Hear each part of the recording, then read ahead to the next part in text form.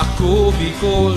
Huli sa dakol na nangangaipuhan in tabang medikal, daing pundo ang pagtawng asistensya kan Ako Bicol Party List sa paagi kan tabang sa karahayan. Saro sa mga nabinipesyaran kaini si Baby Chloe Jade na minundag na may hydrocephalus. Siguro kung wala po itong Ako Bicol, warang nagtabang sa muya, parang di may siya papabulong, tapos di siya marahay. Ngunyan, okay na po siya, nagsadit na po sa payo niya, di na po madakula.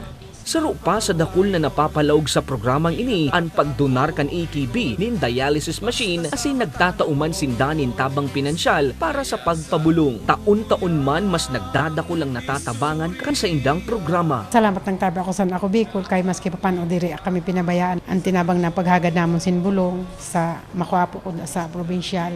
Ang programang ini pigigibo sa pag-ataman sa mga nangangaipuhan. Hulita sinda, kita, ika, Ako Bicol.